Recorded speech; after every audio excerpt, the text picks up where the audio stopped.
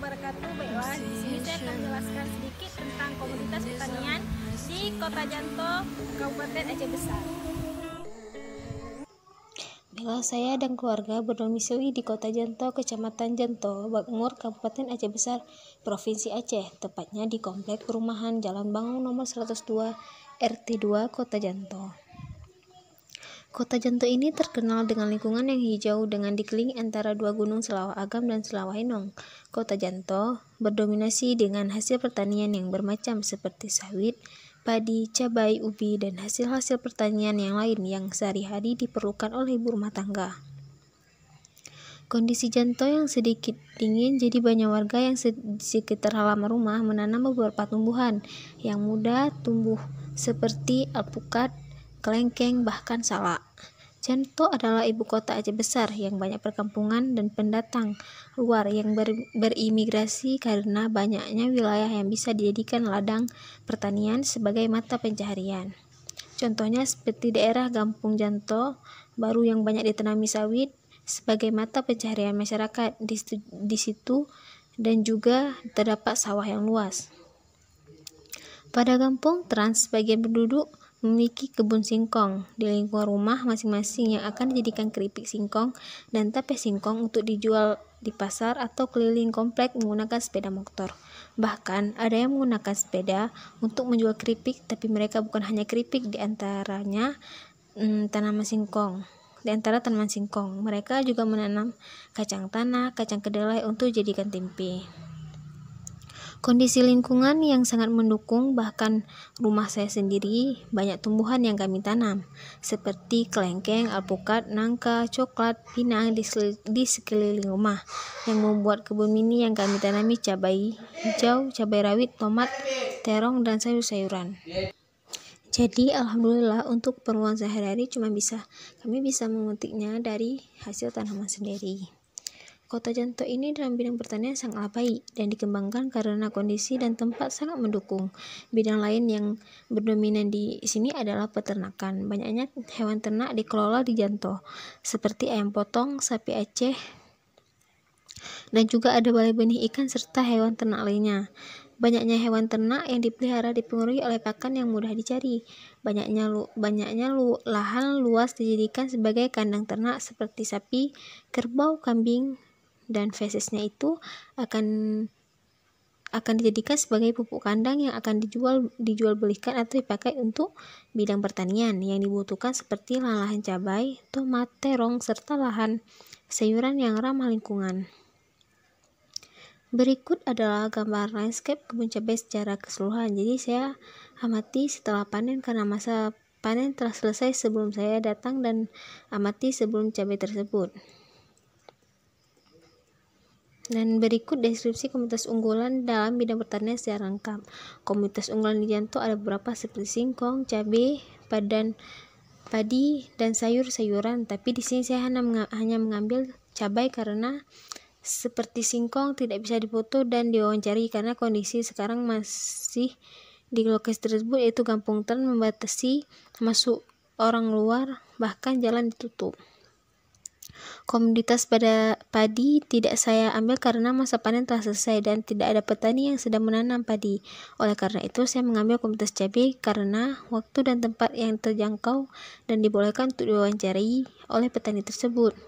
Ada dua tempat komoditas cabai yang saya datangi, tapi di kampung yang sama dan tempat yang beda adalah satu lahan yang gagal panen, bahkan gagal tumbuh karena cuaca yang tidak mendukung dan tempat yang jauh dari mata air.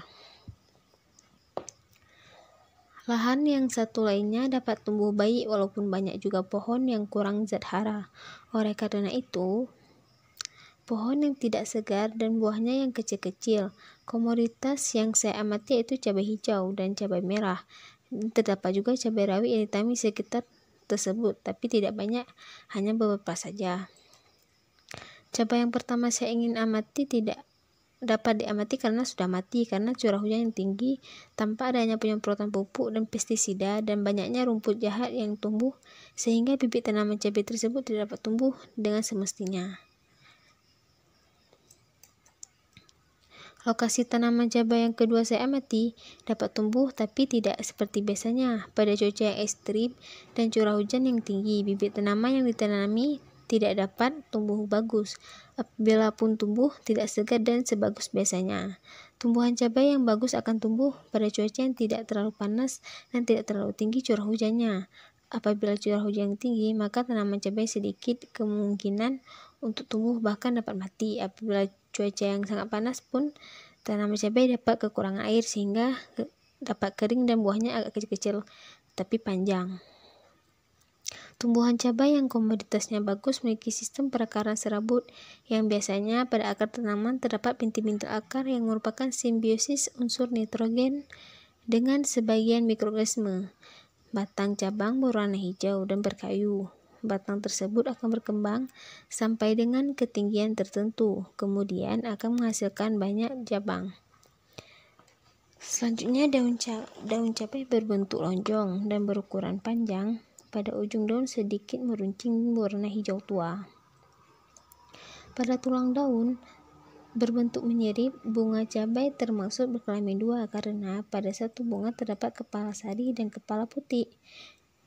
Dan selanjutnya mahkota bunganya berwarna putih dan mengalami rontok bila buah mulai terbentuk. Buah cabai merah, hijau, dan cabai rawit biasanya muncul dari percabangan atau dari ketiak daun dengan posisi bergantung. Apabila buah cabai merah yang masih muda berwarna hijau, bertahap-tahap berubah menjadi warna merah menyala setelah buahnya yang tua, dan cabai rawit juga seperti itu. Tetapi cabai hijau tetap warna hijau dan muda hingga tua, hanya saja ukurannya berubah dari muda berangka kecil sampai tua akan berukuran besar. Kendala dan hama penyakit yang sering timbul menyerang komoditas unggulan tersebut yaitu apabila pada musim kemarau kurang air karena jauh dari mata air yang dimiliki.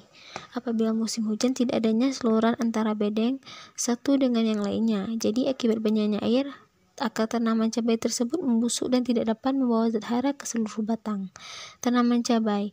Kendala yang lainnya adalah penyakit pada tumbuhan cabai sendiri. Macam-macam penyakit pada tanaman cabai yang saya amati adalah hama yang menyerang pada bagian akar menyebabkan proses pengaturan unsur hara dan lainnya terganggu.